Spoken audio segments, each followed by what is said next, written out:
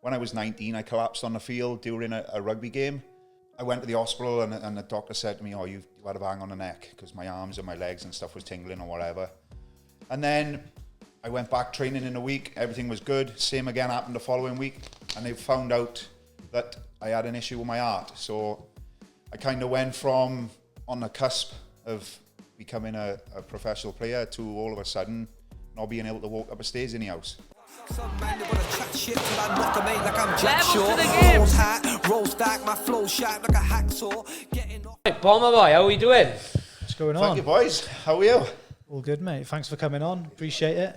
You're welcome. Thank you for having me. Like you said, we have just done about 3 episodes off camera, so we might have to go over a few things. Obviously, for those that don't know, Matthew runs a Tidy But charity, which has been going on, I think, about 3 years now. Yeah. And let's just start at the beginning then. How it came about. What was the initial inspo for it? Where did it come from? And what kind of made you go from taking the step of, thinking, right, I'm going to actually turn this into something, rather than just being the guy who, is messaging his friends, seeing if they're all right, to actually thinking, I'm going to do this on a grander scale? So, yeah, great question to start off. But for me, it was from my own struggles, to be honest, but with mental health. I struggled for a number of years with low mood and depression, if I'm honest. And for a number of years, I didn't really know what I was going through. I had all this stuff stuck in my mind and it weighed me down. And as a result, I thought to myself, well, if I'm going through this, there've got to be other people in the area. Like, you've only got to look around where some of the places where we live, and you can see naturally there's tons of people struggling. There was nothing really, if I'm honest, boys, that I could kind of resonate with in my area. So I thought, you know what? I'm just going to set up a Facebook group or something like that, just so people can maybe offload, interact with like-minded people, speak to people with similar challenges, maybe share some experiences or whatever. And that's what I done. So just before the first lockdown, it was probably about 3 weeks before the first lockdown, I set up a Facebook group, and then all of a sudden lockdown happened. So to be fair, it couldn't have come at a better time. It couldn't have come at a better time, yeah. Because all of a sudden we went from I went from nothing to it was like over 1,000 members, I think, in the Facebook group. And as a result, and I think some of us set up like a WhatsApp group and bits and bobs, and people were sharing their workouts and just simple things like that, really. And then I started receiving messages and people saying, oh, look, Matt, I'm going through this, or I'm going through that. So it become a good avenue, I suppose, for people to just be able to offload and start to share some of the things that they were going through. As a result, one of my good muckers from rugby back like 20 odd years ago, Reese, he was going through his own struggles. He just not long come out of rehab, so we met, and he reached out to me. He said, look, Mom, I love what you're doing. He said, is there any chance I can be involved? I want to be involved. I want to try and start to share my message, share his stories as well. So we met up in McDonald's in Pontypool, because that was the only thing that was open at the time. So we ended up having a coffee down there, and then it just kind of naturally progressed over the last 18 months, I suppose. Now we go into schools, organisations, sports clubs or whatever, just trying to spread the message, raise awareness around mental health, and all things well-being, boys, to be honest. So yeah, it just started as an idea, and it just kind of organically grown over the last 18 months. Yeah. Do you think, locally, you spoke about you felt in this certain way, but you weren't sure if other people kind of felt it? Like, obviously it's been well received in the area, innit? Do you think everyone's been shut off to even having that conversation till the last 3 or 4 years? Because I think it's lately it's everywhere now, isn't it? Do you know what I mean? I think we was talking about this earlier on when we was kind of waiting for the first one. So like Jack is exactly the same with the UFC and whatever, or Brett or whatever it was. I think once you see one person do it, you go, do you know what? I can do the same. And for me, boys, when I first done it, that being judged was one of my biggest fears. Like, because Jack, I was a bit of a boy back in the day, and loved the beer with the rugby boys and stuff. And if it was anyone playing up, I'd probably be one of the first ones doing it. Do you know what I mean? And that was just the way it was. So, and I don't think people really knew deep down what I had going on. And we know it. We know now by fact. There's so many other people in the area going through similar things, and they're hiding behind a smile, or they're hiding behind an ego or personality. Or a beer. Or a beer, yeah. Exactly. On the weekends, I think that's the biggest thing. People expressing through drink, drugs. affairs, fighting, whatever it may be, do you know what I mean? Just to find that bit of sense of belonging, or trying to fill an hole, or trying to fill that void. So yeah, I couldn't agree more. I think it's, once one person starts to do it, or once somebody else puts themselves out there, I think other people, and that's our main aim really, through open and honest conversations, just trying to be vulnerable ourselves and sharing how we're feeling, we're open at others, it'll kind of follow on, like, so. I was going to say, just to go back to you a little bit, because like we touched on, there is a bit of a stigma, or there was a bit of a stigma around mental health, especially in men. It's obviously come full circle a little bit now. I think it's a lot more thanks to people like yourself and other, obviously in the local area, but then you've got people like Ryan Garcia then on a bigger scale who spoke out about his mental health issues. It is normalising it a little bit more now, and I think people are a little bit more open to talking about it and making it known. But going back to you, Math, what kind of, or how long ago was it that, or when did you first kind of recognise it in yourself that, hang on, you know, like you said, something end right here, and I'm feeling a certain type of way. And when you did reckon, what was your initial thing? Was it straight away, you know, I need to go and seek help, it's this, it's that? Did you know what it was, or was it just kind of how you are now? You've kind of worked out as you went along, and that's what's helped you project on other people? Yeah, I think it's a great question, because, and I kind of knew it was coming. Well, what happened back in the day, I kind of knew this question was coming, and I had quite a promising rugby career, to be honest. And I don't really talk about it a lot, but when I was 19, I collapsed on the field during a rugby game, and I went to the hospital, and the doctor said to me, "Oh, you've had a bang on the neck," because my arms and my legs and stuff was tingling or whatever. And then I went back training in a week. Everything was good. Same again happened the following week. And they found out that I had an issue with my heart. So I kind of went from on the cusp of becoming a professional player to all of a sudden not being able to walk up the stairs in the house. So everything that I'd really focused on, everything that I really wanted was kind of taken away, literally in a heartbeat, really. So from my perspective, the only thing that I was really ever good at, what I thought I was ever good at, and the thing that I valued most at that time in my life, was kind of stripped away. So I went from, like I said, training 3-4 times a week, playing on a Saturday, being involved with the boys. Like, I can't express like that feeling of getting up on a Saturday morning, packing your kit bag, do you know what I mean? Going having a bit of breakfast with the boys, jumping on the bus, going to games, like walking into the dressing room, smelling the Raljecks and the smelling salts and getting strapped up and that kind of stuff. Like, all that was kind of taken away. And really, I went from having a massive group of friends to like a quite small group of friends, do you know what I mean? So it was tough for me at the time, but I don't think it was something that was instant. I was more worried and concerned about my health at the time. That brought about like that uncertainty with my health, with anxiety and stuff. That really went through the roof. And then it was kind of a couple of years down the line, that was kind of when everything else hit me then. And it was just, I think it was just incrementally over time, it just started getting worse and worse and worse. Because ultimately, both like myself and Reece speak the same about it now. And there was two things really that I lost. But it wasn't until I spoke to Reece about it, because I was searching for years. What is it that I'm trying to fill? Like, what is this void that I'm trying to fill that I lost with rugby? And one was identity and the other one was purpose. Yeah. So like, I lost my purpose when rugby stopped. I lost my identity because I attached my identity to the sport. So then all of a sudden I was like, who the fuck am I? Yeah. Do you know what I mean? Who am I? Like, who is Bomber? You see a lot of fighters have the same problem, don't you? When they retire, like you said, because they're known for so long, for their identity is attached to when you fight the next, you know, who you fight. They retire and all that goes away. And then you see, like you said, them have similar issues to what you're speaking about. Like, a lot of them, not to say you've done this, but a lot of them hit the drink, the drugs, become depressed, anxiety, stress. You know, it is a big, especially in sports, I think it is a big thing that people don't actually realise is, you know, in any pro sport, it's easy for the fans to say, oh, someone should walk away, but it's the aftermath and the sort of the side issues that come with that. Because like you said, your identity was, oh, Bomber's great rugby player, this, that, and the other.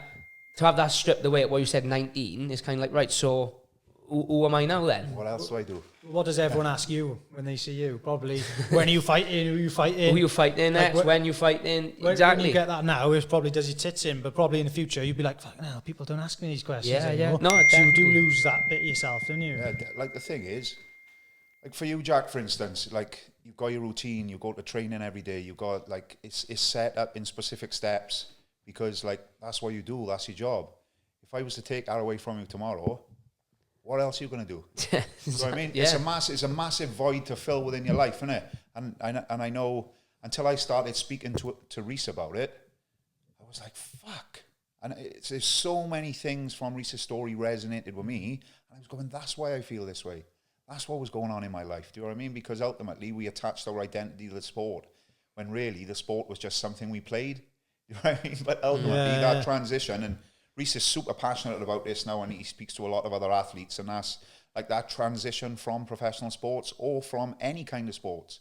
If you're a local rugby boy or a local football boy or an MMA fighter that have done it for 15, 20 years since you was knee-high to a grasshopper, and then all of a sudden you're 40, 45, and even you finished on your own terms. It's been such a big part of your life for the last 30 years. Now all of a sudden it's like, shit, what do I do now? And I think, boys, this is where organisations like this are so important, because I think there is no more, like it can be more important now than ever to have that sense of community, that sense of belonging, being a part of something. So not only, Jack, I think when you're down the gym, it's not just about fighting for you, it's having a camaraderie with the boys, it's being there, it's being a part of something, having that bigger goal, do you know what I mean, that you can work towards together. Having personal goals is great, don't get me wrong, but all pushing and pulling in the right direction with each other. And I think once you finish a sport, or once you transition out of a sport, you need to become a part of some other healthy organisation, some other healthy tribe or whatever it may be, because if you don't find a healthy tribe, you'll find an unhealthy tribe. We'll find it in pubs, clubs, nightclubs, whatever it may be. And they're just you know as what I mean? easy to find as the healthy one, aren't they? Easier, especially in the area we're from. Do you know what I mean? Where definitely. if you don't play sport, there isn't a lot to do outside of your 9 to 5 or outside of the house. You can see, it's very easy to see, like me and you used to talk about all the time, how the valleys is almost a place, it's the amount of sports people or success and the amount of dreams is probably ended up killing, because a lot of your friends or a lot of the people around you, it's kind of the go-to. Or what are you doing Friday? Go out on the piss. Or what are you doing Saturday? Go out on the piss. Or recover all day Sunday, work Monday to Friday, ready to do it all again next weekend. There is no real bigger goal in the community sometimes. And it has got better, I think, the last couple of years. I've seen it, since the lockdown, really, since we come out of COVID, the community have really come together. People like yourself, Jordan Paul's got a charity as well. People, even Mark, we've had Mark. Oh, yeah, Mark Will, even with the horrendous stuff that he's going through, it's kind of given, like we said, the community a bigger goal and a bigger picture and a bigger sort of look on things, rather than just let's just get through the week and go and get pissed on the weekend. I think we need people to break the molds.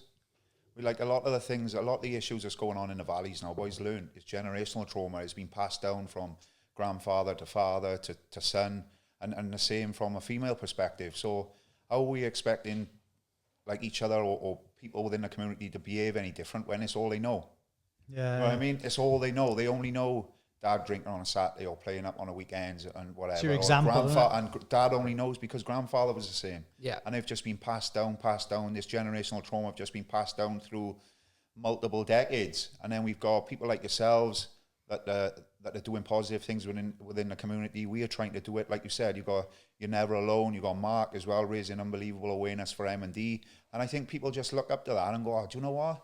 You can actually do something different. Do you know what I mean? It's not about going out and getting pissed up or fighting or whatever. We can try and, so for us, is trying to allow people to express in different ways. Do you know what I mean? That's why we look at alternative practices to be able to just give people some tools to express in more positive ways, then, if you like. Yeah. Be part of a community, have other outlays, and expressing, it could mean anything. Like martial arts is a great example of that, is finding a flow state. I remember, like, you go to jiu-jitsu, if you were thinking about what you're having for tea, somebody's trying to snap your arm. Yeah. You just as or you're getting choked out. You just as well throw it out the window. Yeah. So you've got no other option, boys, but to be present. And I think presence is the key in anything we do, although is a very tough thing to seek. That's kind of the goal there, really. Yeah. Taking it back to what you said about your example of growing up and you see your dad go down the pub and have a beer and all this sort of thing.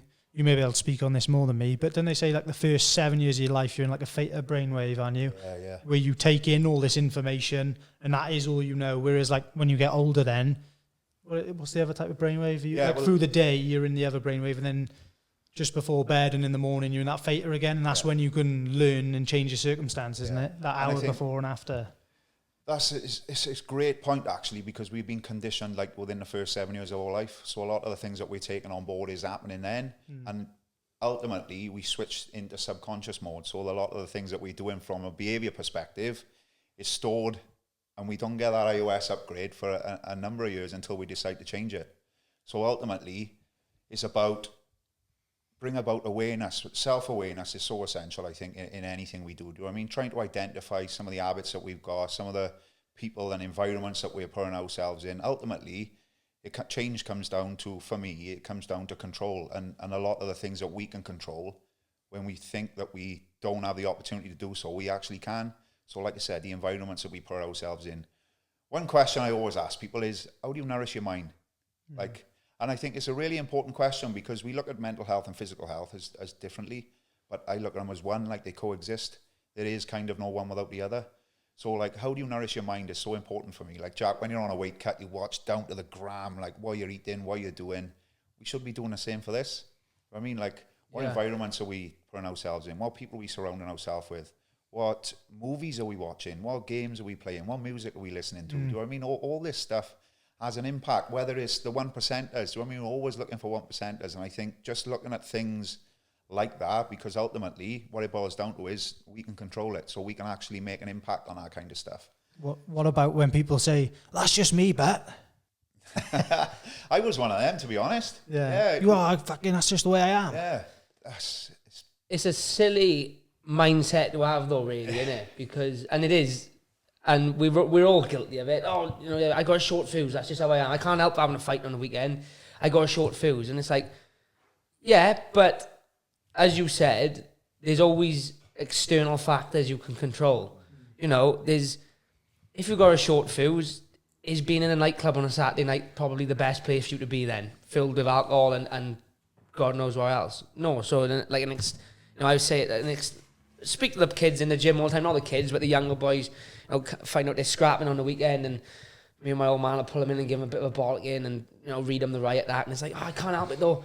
He started on me, and my old man will always say to him, do you know the easiest way to not get started on is not put yourself in the position in the first place. So if you know you've got a short fuse and you can't walk away from that type of situation, don't put yourself in it. To relate it back to fighting a little bit, you got to make weight. If you know you haven't got the willpower to sit in a McDonald's whilst your missus and your kids have a McDonald's, go and wait in the car. Yeah. Do you know what I mean? It's very similar with mental health. Like you said, you know, I can't help doing this and that because are the people I hang around with. So don't hang around with them then. You know, we can always control. So, you know, you taught me, I know fitness years and years ago when we was chatting, and it's like you can always control. There's always something you can control, or there's always, you know, it's not ever, very rarely is it ever completely out of. I dare say there's the 1% times when certain things have got to be done and whatever, but there's always something you can control. There's always external factors that you can consider beforehand. Definitely. Again, I think it's another great point, but what a lot of people do, and the bit that I struggle when I speak to people about is that they go, fuck, you know, I was drinking cider, see? I go, okay. So you're aware that when you drink cider, you get aggressive. Yeah. So why are you drinking cider? Exactly. Because I got to, that's what I do, innit? Fuck, you know, didn't think of that before. And do you know what I mean? People, you start to open people's eyes up to simple things like that. And then you got others then that'll go out and they'll go, oh, I had a fight. Oh, I need to change. I need to do this. I need to do this. And then the following week they go out, they do the same again. And they do the same again and the same again and the same again. That's the bit that I struggle with. Do you know what I mean? You've got the awareness now, right? But you're still choosing to put yourself in that environment. You're still choosing to go out on a Saturday night, knowing full well that after a couple of beers, you do become aggressive, or if somebody accidentally bumped you or whatever, and you're getting chesty or whatever it may be. They are the factors, I think, that's really important, because ultimately everything's a lesson, isn't it? Do you know what I mean? Ultimately, whatever we do, there's lessons in everything, I suppose. But if you're going out and you're consistently doing the same behaviours over and over and over, and you know is wrong, they are the things, I suppose, that some people, and there's some great professional services out there that can help people with stuff like that. It's just whether the majority of people don't choose to go and seek that help. Do you know what I mean? Which again is concerning. I think a part of the fighting is expression for me. Yeah. So people, there's that much going on, there's that much challenge and stress and frustration going on within the body. They find that going out on a weekend and having a release through fighting or drinking or whatever is that form of expression. What do you hear a lot? Well, you hear a lot of people say, "I had a hard week in work. I'm going to go out and have a couple on Saturday." That's how I used to live. As if that's, like you said, as if it's a form of relief. But and to some people it is, and it is quite sad, really, that to a lot of people that is their only kind of avenue of release. But like you said, it all of it comes down. I think a lot of it, you can speak better than me, is to kind of lifestyle choices and habits. Is that's your form of relief, but there's plenty, why not pick something else that can be a form of relief? Maybe go for a walk, go for a little run, because it helps me. I see a dip in my mood. If I'm not training or I can't get out and do something, and I actively notice my mood change. And like you say, you've got to kind of be self-aware. You have to go, right, you got your head up your ass. Why have you got your head up your ass? Because I haven't done this, this and this. So kind of get out and do it. Do you know what I mean? But that's like, as well, just to push back a little bit, that's like your conditioning, that helps you, whereas I think a lot of people haven't taken that step. They haven't dropped their ego enough to even get in the realm of knowing that's going to help them as much as it helps. Does that make sense? No, 100%. It does make sense, but again, it's kind of you've got to be self-aware, haven't you? 100%. Yeah. If you've had a stressful week in work, and you get a little bit chesty and a little bit punchy after a drink, but you need to go have a drink to stress relieve a little bit. It's like kind of it's like a bucking bronco, isn't it? How many things are we going to stack on before it ends up fucking erupting? It's going to be more stress in the long run. Yeah, of course it is. It's like you said, if you strip it back and think of it at the bare bones of it, it's not always as complex as you want. I remember you saying to me, this is what I did want to touch on as well, is where you said people would message you saying, "Boy, I'm really struggling. I'm depressed. My mental health's in the gut, that I need some help." And I always mention the first things you ask them, what's your diet like? Do you drink? Do you take drugs? Are you moving? And what, are you exercising? Yeah. What are all your friends doing? They're fundamental questions, I think, for anybody in their life. Do you know what I mean? It's so important. I think, if you tick all them first and you've still got an issue, there's a serious and again as well, we go back to controlling the controllables. Then we can control. We can control who we're putting ourselves around. We can control whether we're moving or not. Because, exercise is a tough one for a lot of people because they may not be able-bodied enough to be able to go for a run but they can do something. Do you know what I mean? Whether that's cleaning the house, cutting the grass, doing something with the car, walk the dog, whatever it may be. Movement is essential. Like the human body's meant to move in it. So movement is another one. Nutrition is another one. Like, what environments are you putting yourself in? Alcohol is such a depressant. And we've slammed it a little bit here, haven't we? I have a beer, but again, it's just being aware. Like, now I'll go out 3 or 4 beers and I'll go, right, pull the plug, special occasion or whatever. I won't just drink for the sake of drinking anymore. Do you know what I mean? Because it adds no value to my life. So, yeah, it's such an important thing to understand, and I think people think it's a lot more complicated than what it is. It's not. In its more simplest form, what are we eating? What are we drinking? Who are we surrounding ourselves with? How much are we moving? And I think, for me, that didn't come about for me. Mine, I think, is great awareness, Jack, what you've just said. If I'm not running, if I'm not doing this, I'm not doing that. A lot of people are not in that position to be, they don't know yet. One thing that changed my life, boys, was journaling. Now, I don't know if you guys have done anything like this before, but it was just simple notebook and pen, and I just offload every day what was going on in my mind. I get it out here in front of my eyes. What this allowed me to do over a period of months was gather data. It's essential in everything we do, whether it's insights for your podcast, how many views have we had or whatever, whether you're running a business, whether you're a professional MMA fighter, whatever it is, we need data, right? So what I compiled in this data through my journaling was that I can't go any more than 3 days without exercising. I need to do some form of exercise within 3 days. I need to sweat. Me personally, I need to get some kind of sweat on. When my diet was bad, it'd make me feel like crap. When I say, for instance, I wasn't doing my breath work or meditating or my cold dips and all this kind of stuff, just little habits that you can stack on top of each other that's going to have a positive impact. And what journaling allowed me to do, boys, was not only identify some of the areas of my life that worked well for me, or when I was in this environment, I'd act this way, or highlight some of the issues that I was having. But it also allowed me to track data, track progress. So over time, I could look at stuff and go, okay, so this is how I react when I'm pissed off. This is how I react when I have a beer, or this is how I, like, when somebody says no, or I'm in this victim mindset. All of a sudden, you've gone, right, I can change this, and I'm going to do X, Y, and Z. Never underestimate the impact of small wins every single day. So I'd still journal now, to this day, 3 wins every day. No matter how small they are. That could be making your bed, getting up for work, having 1 healthy meal a day. 3 journals over a period of a week is 21 wins. 21 wins over a month is 84. Over a period of a year is 1,002 wins a year. I think it's 1,008 or 1,002 wins a year. 1,000 wins a year, regardless of how small or how shit you think they are, or how much you're losing in life. You can still look back over a 12-month of journaling and find 1,000 wins. You know what I mean? So it highlights a lot of the things for me. Yeah. You got to inwardly feel good about yourself, haven't you? I think as well. It's key to be able to portray that out and be positive, because if you're feeling shit, you're not going to bring anything to the table for the people around you either, are you? It's tough. The more you can, I think the more, I always used to think about taking time for myself as selfish. I used to feel a little bit guilty. Like if I left my partner and my wife and my boys or whatever and take a couple of hours for me, I think now is so essential. It's so essential that you take time for you, because when I'm the best version of myself, my wife gets the best husband, my kids get the best father, my friends get the best friend. I mean, I like the work I'm doing in the community, they get my best service. And that's because I feel good within myself.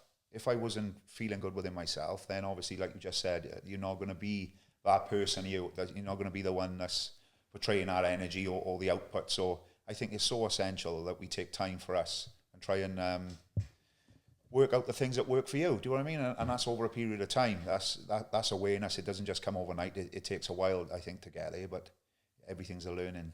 What's the biggest sort of eye-opener you've had since starting it? Whether that be like trends you see in the community, whether it's one case in particular. What's been the biggest eye-opener, the most shocking, maybe not one case, but just maybe overall? I mean, what springs to mind? One thing for me, boys, is that this problem is way too big for one organisation.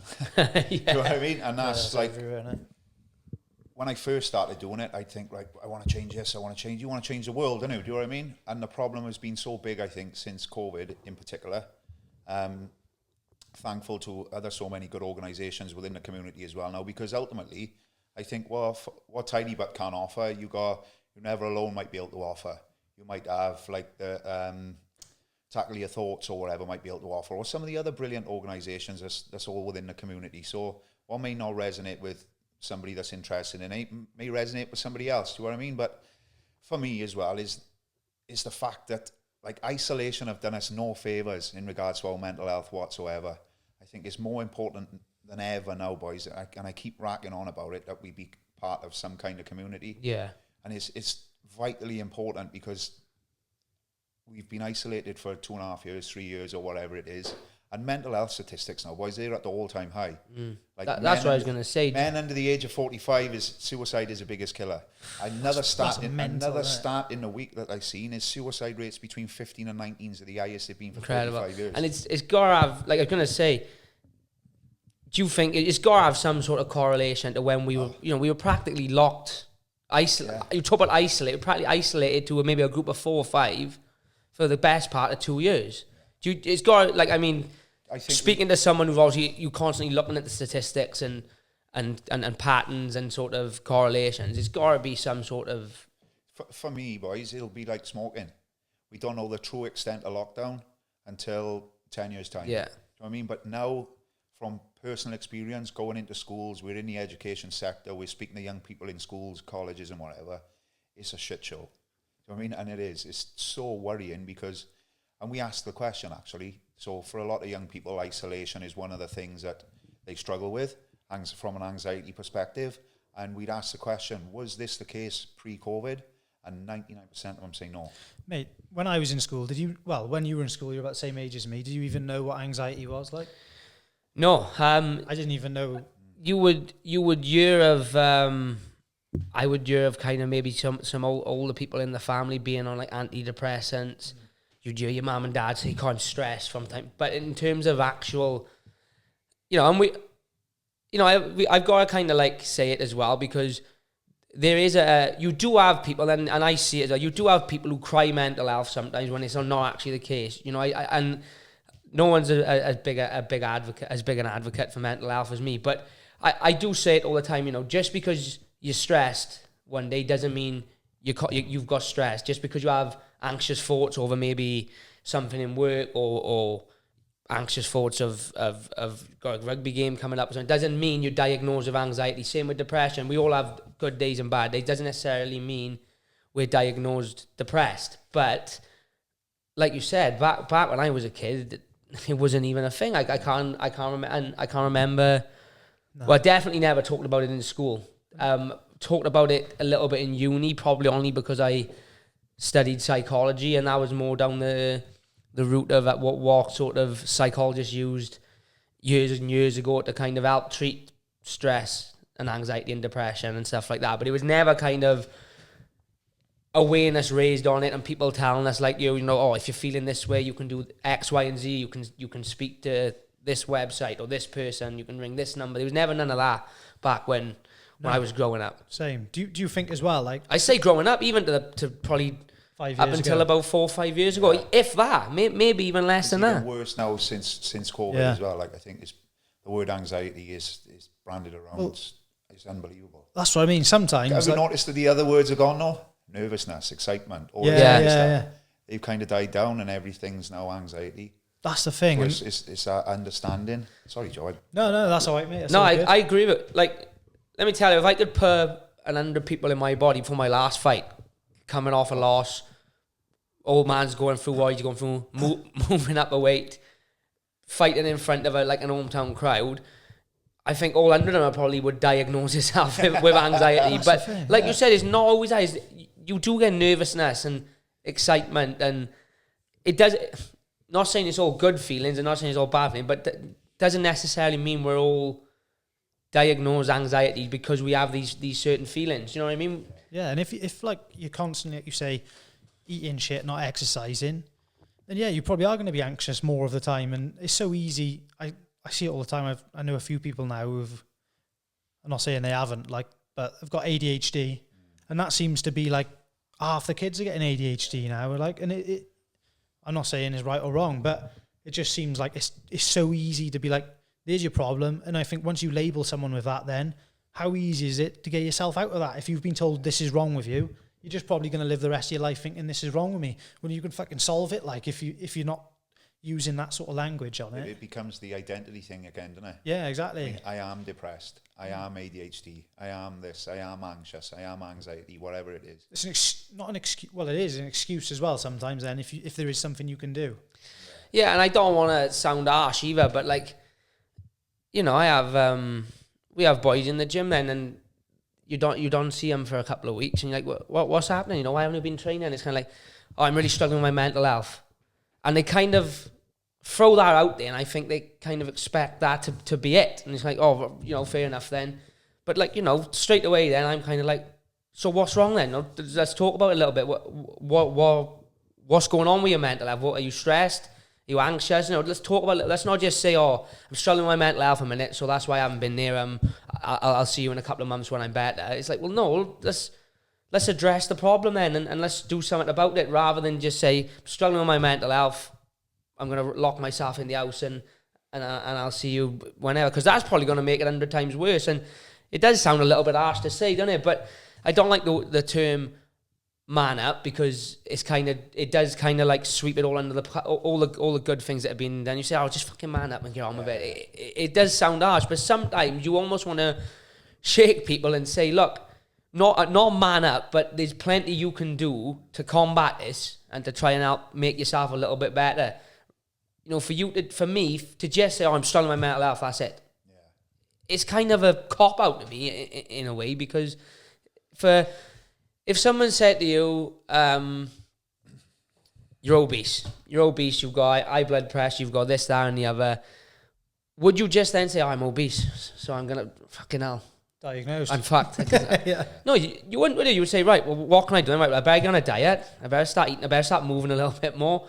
I better do this, I better do X, Y, and Z. And I think it's very much the same with mental health. It's not a term I think people are so comfortable at the minute who are not genuinely struggling as much as they'd like to make out, to throw it out there and kind of expect people to get off their back a little bit. Yeah. Whereas I think, no, it's kind of, if one of my friends said to me, I'm struggling with my mental health, I would like to think they would expect me to kind of be on their case then and say, right, well, so what is the matter then? Is there anything we can sort out? Should we put a plan in place to try and combat it a little bit, rather than, I don't know, I just like some people use it, and maybe I'm wrong, but some people do, in my opinion, use it sometimes to kind of be like, oh, get off my back, I'm struggling mentally. I don't think you're being harsh here, but I just think you're being honest. And I think that's the beauty in these conversations, is that we've all got different opinions around that. And what people, I think, are getting mixed up with is mental health and mental illness. Yeah. Definitely, That's a big thing for me. Like, mental health and mental illness, people think they mean the same thing, but they don't. They don't, do they? Everybody has mental health, just as everybody has physical health. Do you know what I mean? So from that perspective, I think we need to look at like the mental health thing as a whole. So you hit the nail on the head. If somebody's coming in and they're saying, well, I'm struggling with my mental health, you would be doing a disservice to that person if you didn't ask them what was wrong. Yeah. You would be doing a disservice if you didn't say to somebody, tell me more. What's going on in your life? Why are you stressed? Why are you anxious? Bearing in mind, like anxiety as well, I think people expect no anxiety now in our day and age. With these anxiety boosters that we've got in our pockets, Yeah. we can literally go on here and create anxiety at the flick of a switch.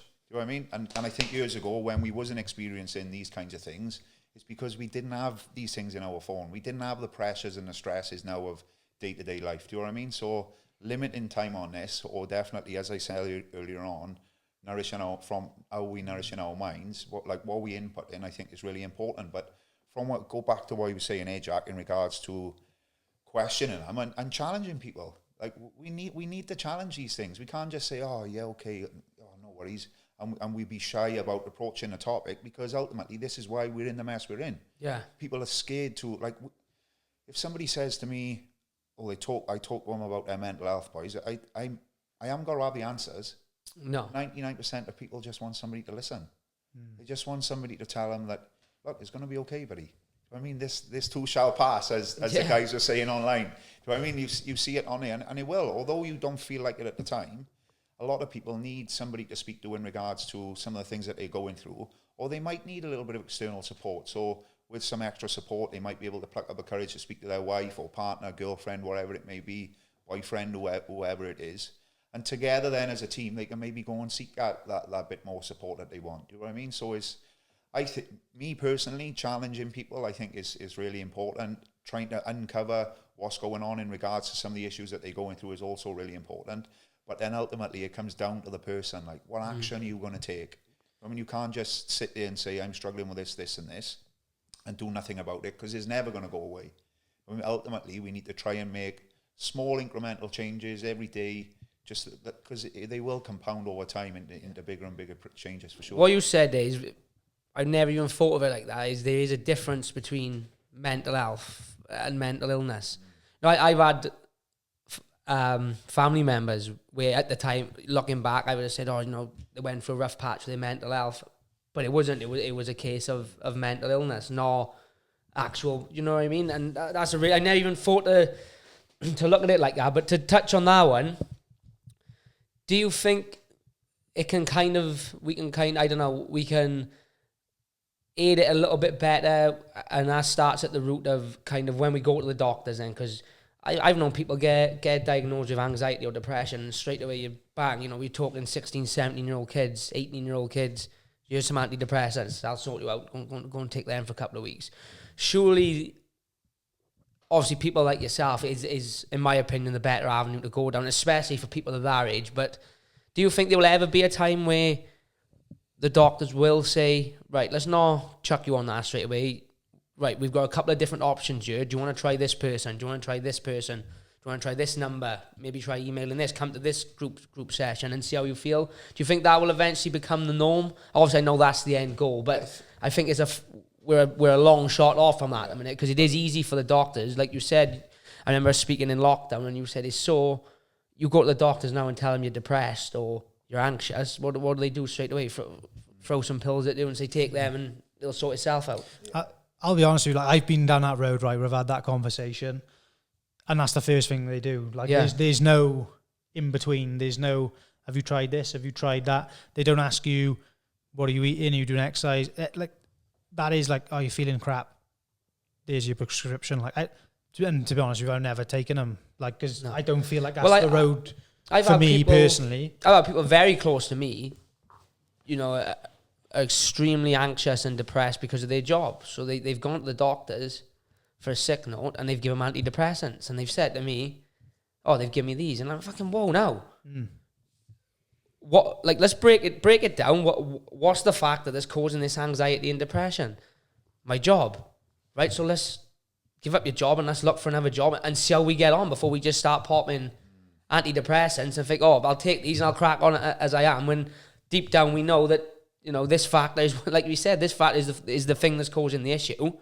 Well, let's just terminate this factor. Don't get me wrong, I say that loosely because not everyone can afford to just give up their job. But let's try looking for a different job then, and if we get a different, let's see how we get on there, perhaps. You know what I mean? It just seems a bit of a cop out for me, and I don't want to knock doctors or the NHS or anything like that, obviously, but it is kind of just like, if you go to the doctors these days, oh, I'm on antidepressants or anti-anxiety tablets, it's like, well, we're touching on dodgy ground. Yeah. Now, boys. And it's like, we're touching on. Yeah, we can, maybe you can't, I suppose. we're about to get cancelled now. But I'm just like, well, that's it. So that was the first option. There was no, do you want to try a bit of group counselling or single counselling, or have you tried going to this mental health group or that mental health? It's like, no, take them and crack on, love, and see how you get off. Yeah, like you say, I do think there is a place for it. But There's 100% a place for it. It comes in way too early. There's 100% a place for it, but I just think there's so many steps that could be tried first. Yeah. Do you know, like, I don't know, if you fucking break your hand, then, you know, there's so many steps you can have before they said you're going to have surgery on that. They would, like, let's try resting it, let's put it in a cast, let's try a bit of physio. Ultimately, if that don't work, right, what we got to do, we left with no other option. But I think it's very much the same with this. If we're left with no other option, we've explored all avenues, then fair enough, you may have to take the antidepressants or it's like the panel anti-anxiety beating with a tablets. sledgehammer, isn't it? Do we, you know, maybe let's try the stuff earlier on that we're not going to be addicted to for the rest of our life, and we're not going to become reliant on. I don't know. That's just my thoughts on it. Boys, you've brought up tons of like really interesting points here. For me, they coexist, right? So when I was at my lowest, I went to the doctor, exactly the same Joe. He wrote me a script out. He kind of sent me on my way and said, Math, take them. He didn't tell me everything was going to be all right, but he said, take them and you might feel suicidal for the first couple of weeks, but Great. you'll feel better. But Just what you want. you'll feel better afterwards. And I did take them for a while, and if I'm honest, I was kind of expecting the tablet to do the job that it didn't do. So this is a thing for me with medication, right? Is, are we expecting medication to change everything when our life is still the same? So we still got the same habits, we still got the same behaviours, we're still around the same people, we're still playing up on a weekend because we're still sniffing, we're still drinking, we're still doing everything else that we're doing. Now we're just taking a tablet once a day, twice a day, whatever it may be, and we're expecting that to be the miracle cure. Like, we need to put the work in. And it's the same with everything. Like, Jack, when we become a UFC champion without putting in the work, it's exactly the same with this. It's another mask, become a isn't it? #1 podcast if you're not putting in the work. It's exactly the same with this.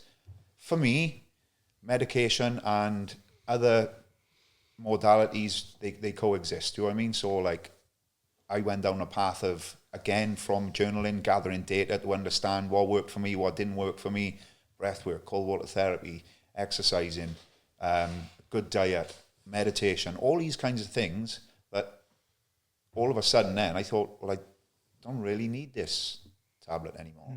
Can you explain, like, the coexist? Like, do you mean, like, it maybe lifted you up a little bit to be able to change the other things in your life? I just think they work together. I just think medication, if there's a need for it, people are well within their rights to take it, but that ain't going to be the answer. Because if your life don't change, that's not going to change it for you. What may happen is it may suppress your feelings and anxieties and worries even more. It might help you to cope with day-to-day things, but it's not going away. No, you become reliant on it It's then, not don't you? It's not going anywhere because we haven't really expressed everything. We've just pushed everything down even more. Now we've got our innate ability now not to feel.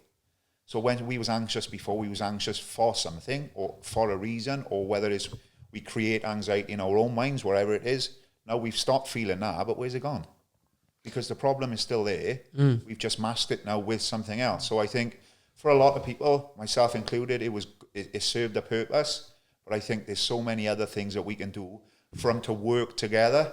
So when I say coexist, I just mean the medication needs to be backed up with something else. With other changes. Yeah, with other changes within your life. We need to take action on other stuff within our life in order for me to be able to of maximum impact then. Otherwise it's just gonna happen. We're just gonna take it every day and just wait for the results. It's not fucking happening, because if our life is still a mess, if the things are still going on, we still stressed, we're still anxious, we still, again, a lot of the things that I've spoken about, then it's not going anywhere. Yeah. It's just being suppressed. You touched on it there, and I think it's a good good turning point to get into it on the cold water therapy. I know you've been a massive advocate of it for years. He's been trying to get me to the cold water dip for about 3 years. I only manned up and done it about 2-3 months ago.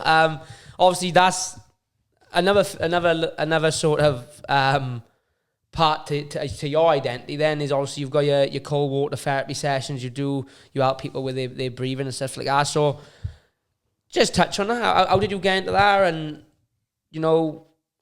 because you've kind of gone into it for a personal standpoint, to then you're now helping other people get into it and taking other people through sessions, not just for their mental health, but just for physical, mental, just in general. So how did that come about for you? Again, but that was just me looking out there, like what else is out there? Do you know what I mean? What other stuff can I do that's going to improve my mental health and well-being in general? And I stumbled on Wim Hof, but it must have been 5-6 years ago now.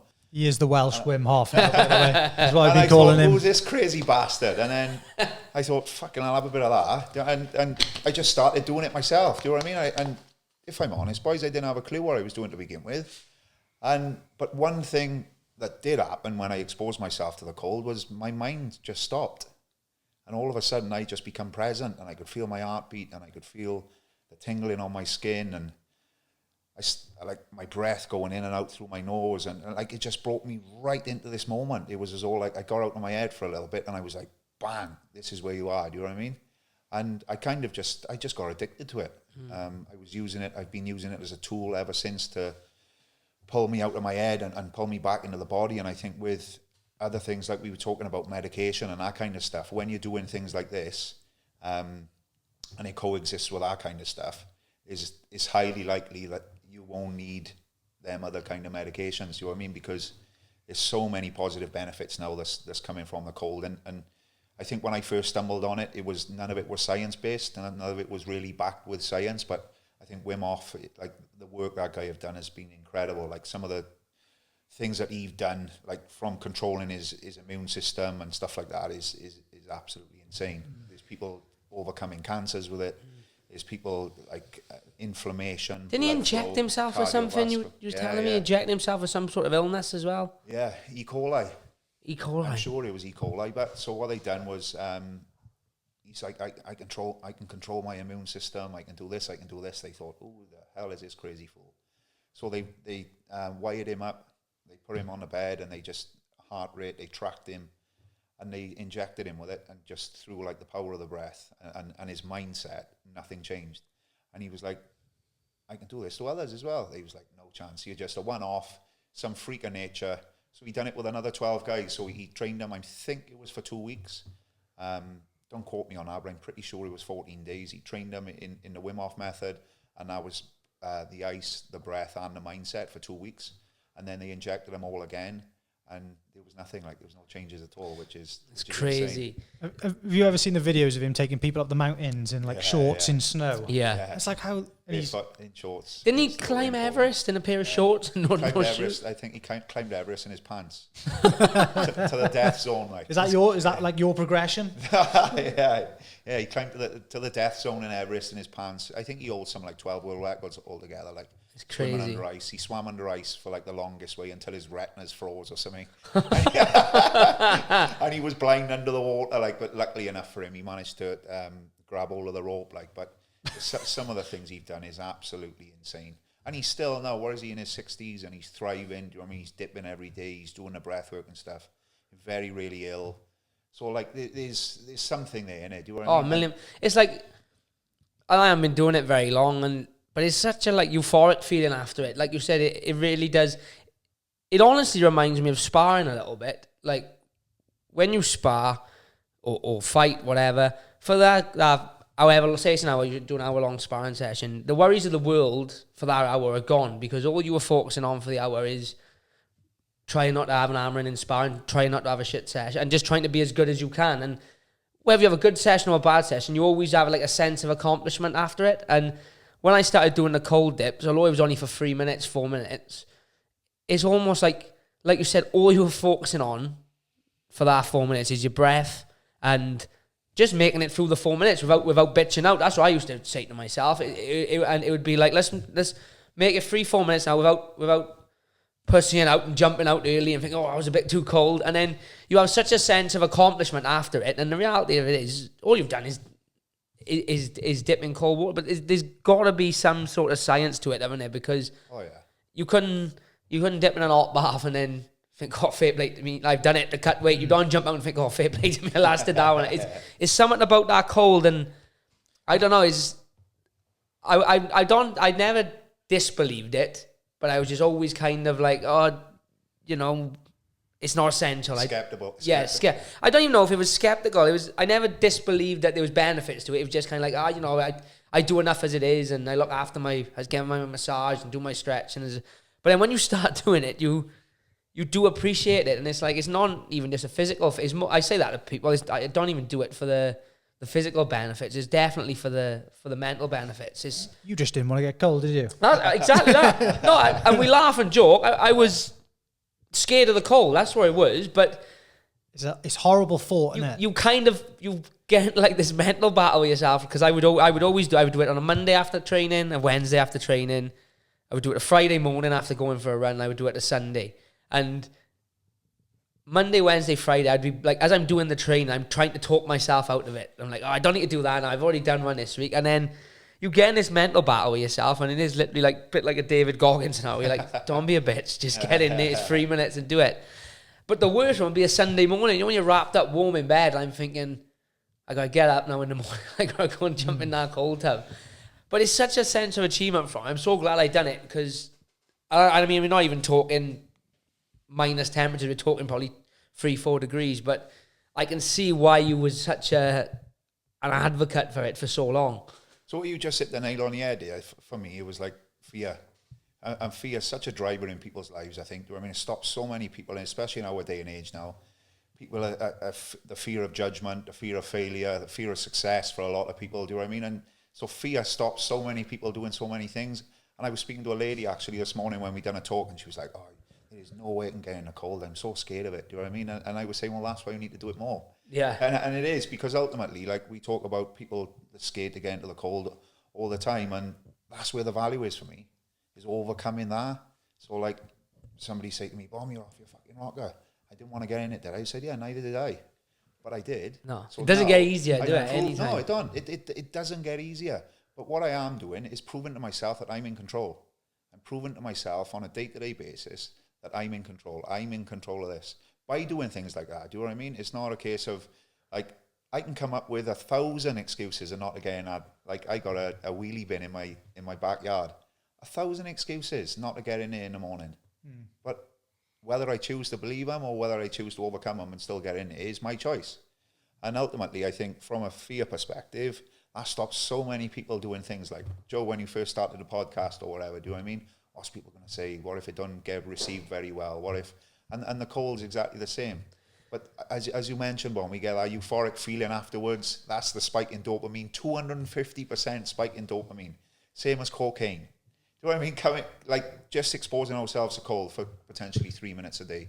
Mate, when I've come up there filming for you, like, it's so interesting to see the people when they're turning up. They're all a bit quiet. They don't really want to say much. I got the camera out and I'm trying to get, like, voice snippets of people talking, and then, like, when they come out, they're all busting. They'll wear the mic, they'll chat shit to you, they'll tell you how much they've enjoyed it. Oh, I'll do it again, it's first time. And when buzzing, and the difference between a person walking in and walking out. Because it's that fear, isn't it? Yeah, it's fucking awesome. It's that fear. Exactly the same with a fight. You know, like, you get the bus to the arena fight night, there's no fucking conversation going on that bus. It's minimal small talk. You get the bus back, it's fucking rowdy. Do you know? And it's exactly the same. But just to go back to what you said about it proves to you that you're in control of your mind. And it's like, because I don't want to do it, I should probably do it. Doesn't that relate brilliantly to mental health, though? Oh, definitely. Because then now, ultimately, I think that's what it's about. It's, you know, I don't want to talk to no one about it. But then the fear of talking about it, you should do it, because you should, again, like you said, you're proving to yourself or to your mind, and I'm in control. The negative thoughts and the negative energy, none of that counts for anything if I ultimately just go out there and do it. That's why the other day, I've wanted to go to jiu-jitsu for ages, and I was like, oh, fuck, I'm just going to go. Because I've been putting it off in my head. I was thinking, that's something I really want to do. But you, like, even though I've been up there, like, filming for you and stuff, I'm, like, worried about going through the door and doing something different, isn't it? Fear of the unknown, boys. Fear of the unknown. Yeah, you just got to fucking do it, and it's a killer. Fear of the unknown, fear of the uncertainty. As human beings, we need to be certain. We need to know that I'm going to be healthy. I'm going to be a successful podcaster. I'm going to be a successful MMA fighter. I'm going to be this. I'm going to be that. That certainty is such a driver for so many people. And when things become uncertain, like, and I know because I've been there driving up to the keepers on a Friday night, and it's pissing down with rain and it's grey and it's black, and I'm thinking, fucking hell, Bon, what are you doing? Like, do you know what I mean? And there's 50 people waiting for you. Yeah. And like Jack, like you said, you're getting up on a Sunday morning and you're getting into the plunge. They're the ones that really count. The sessions that you don't want to do are the ones that count. Do you know what I mean? They compound over time into massive changes. So no, and it's the same with anything. Like you said, the ones that you don't want to do are the ones that count the most. It's the same. You know, I was explaining this to the boys in the gym the other day. A couple of my old man, we got a group chat, and fight team group chat, and he's fucking going off his rocker in there about people. If you ain't training, you need to learn. Going off his rocker about them not letting him know why he's not training, and you know, a couple of them had the excuse of I was a bit sore, so I had the night off. And I said to him, and boys, like, I've been training full time now for about 6 years, and I said, if you think I wake up every day wanting to go to the gym, feeling great, feeling full of energy, I said, you're fucking sadly mistaken. I said, probably 50% of the week, you wake up sore, a little bit tired, you know, every single day, apart from a Monday. Monday's the only day I can spring out of bed. Tuesday, Wednesday, Thursday, Friday, Saturday, I still spring out of bed, but every single one of those days, the alarm goes off, I think, I could quite happily stay here for another hour. But it's the sessions you don't feel like doing that count. Like you said, it's the dips you don't want to do. Anyone can go and dip when it's 30 degrees outside, but when it's raining and the cloud's grey and it's 5 degrees out, it's the ones you don't want to do that count the most. And there's so many things that can be like interlinked with it, but ultimately it all relates back to your mind. And I think that's whether it's sports, day-to-day life, cold dipping, your job. Ultimately, it all relates to your mind and how you kind of attack it, I suppose, because I think everyone has mental battles, would you say? And it's just a case of proving to yourself that no, I'm in control, nor the negative thoughts. I think as well, sometimes, like, you know, when you go and you don't want to do it, for some reason, I always find when you do that, you kind of unlock a new level and something will happen for you in your life. Well, what we always used to say, Von, when it was always, I might not want to go to the gym, but I'll never regret the session after. 100%. Very much resonates with me so much, but like you say to me all the time, I never regret a workout. And I bet I tell that, there's so many still now, when I can still hear you saying it, I never regret a workout. And that doesn't mean you want to go. No. It doesn't mean you want to be there. Doesn't mean you enjoyed it. No. But you know what it's like. You get in, you start to go to the gym, you're thinking, oh shit, here we go. And then you see one or two of the boys there and they put in the effort in and you start to warm up, and then all of a sudden, do you know what I mean? You start in the bag or whatever, and you start to feel your way through it.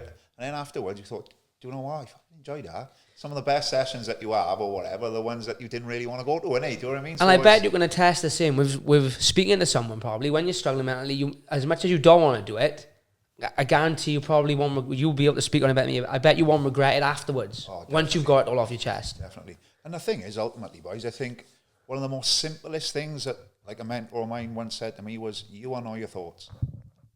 Yeah. In its simplest form, you are not your thoughts. So it's your brain's primary job to keep you safe. Past experiences or constantly scanning the environment, right, for threats that's going to potentially cause harm. Pain or pleasure. That's the way the mind works, right? So ultimately for me, it was understanding that regardless of how many thoughts, and believe it or not, we have up to 60,000 thoughts a day, right? 95% of them are negative and 90% of them are reoccurring. So it's the same thing over and over and over and over, right? We've got the innate ability to challenge them.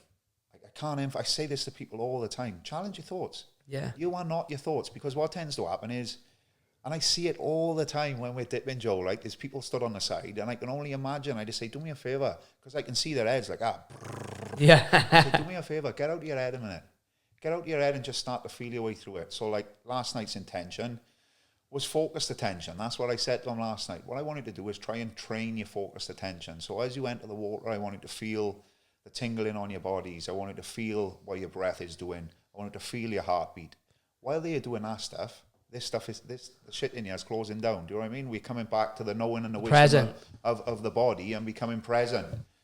That's easier said than done. Don't get me wrong. It really is easier said than done. But finding flow states through music, martial arts, creative arts, there's so many ways to express. There's not just fighting or rugby or football or whatever it is. Like, this is why I use cold water therapy so much. I get in there some days and I shout, I scream. Some days I go in there, I'm calm, I'm relaxed. It's just a form of feeling to me now. It's just a form of expression, and it just resets the whole system. And I think the great thing where anyone can do it.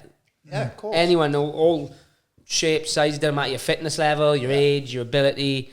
Like you said, you can literally fill up a wheelie bin in the garden and jump in it. You know, you haven't got to go to the keepers. You haven't got to have an ice bath or an ice plunge or cold water. Do it in your bath, can't you? You could do it in your bath. You could have a cold shower if you wanted to. You can start simply with a wash, cold wash in the morning. Somebody that's scared of cold water, I say, whoa, I don't think you've got to come up your keepers on the first time. Just start washing your face with cold water in the morning. No barrier to entry, is there? It's nothing at all. So, well, yeah, but I don't like getting water on my face, especially cold water. Okay, just do it on your hands. I mean, or put your feet in a bowl of ice water in the morning. Just start to make them adaptations. Start to get the body. It's mind over matter, isn't it? 100%. Start to get you. Like, I had a woman come up to keep us back a couple of weeks ago. I think it was Joe, and she was like, "Right, I'm 65, I'm diabetic, and I got 2 false knees. Can I go in?" I said, "Fucking right, you can." Exactly.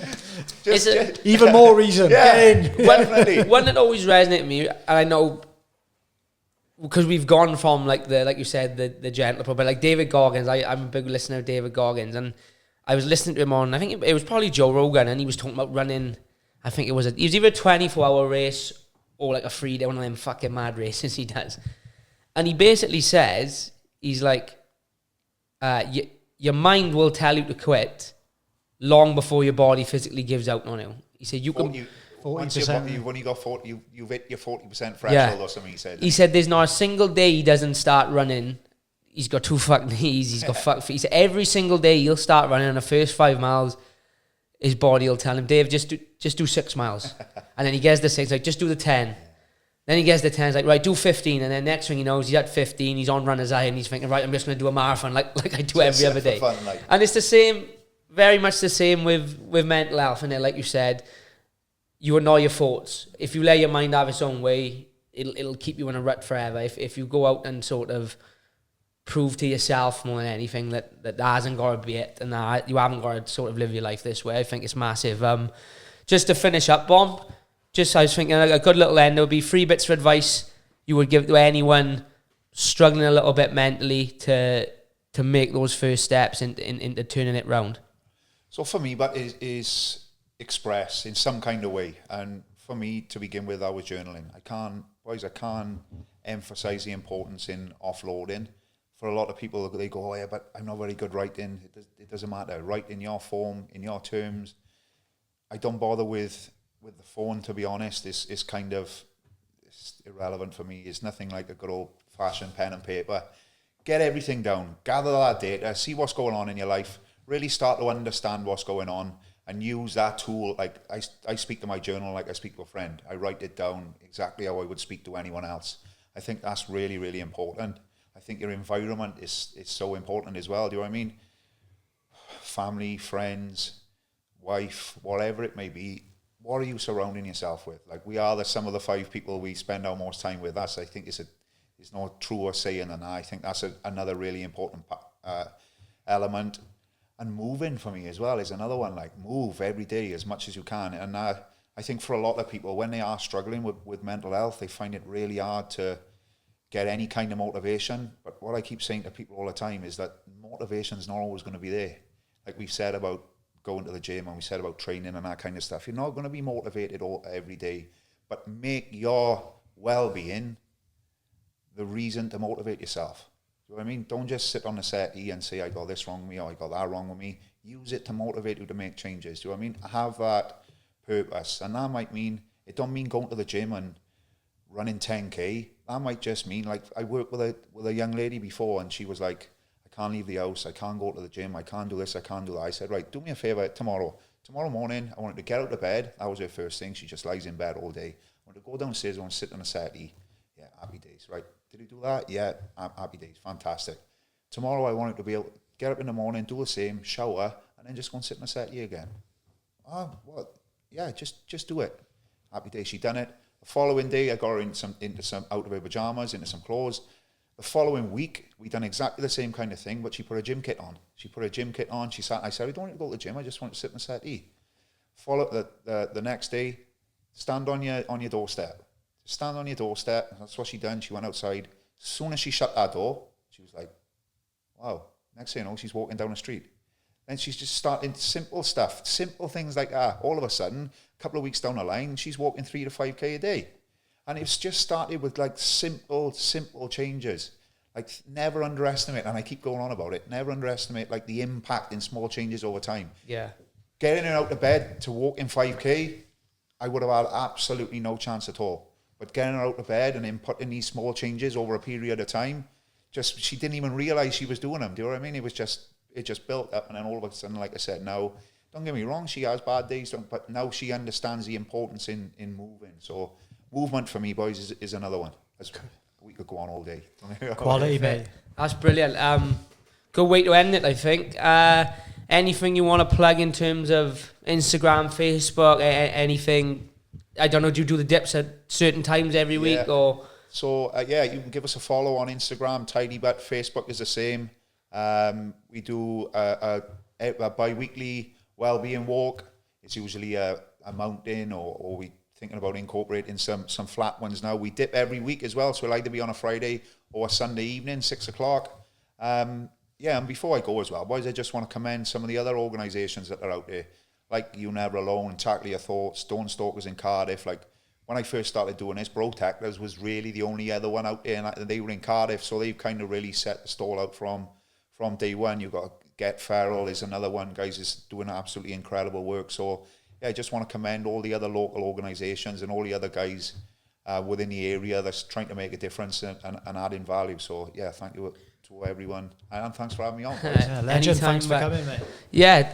I hope we all enjoyed. I enjoyed that myself, and I know Joe probably did as well. So if you did enjoy, like, share, subscribe. Don't forget, follow Matthew and the Tidy Butt pages on Instagram and Facebook. Anyone potentially wants to get involved with the Tidy Butt groups, whether that be, I don't know, help out, or just, join up for a bit of help, and you can't get in touch, or you don't feel like you're comfortable enough to message us, and we can put you in touch.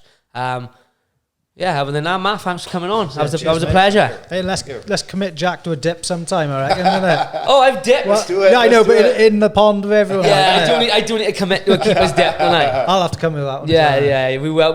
Maybe that's what we'll vlog it. That we'll have to, when we'll have to.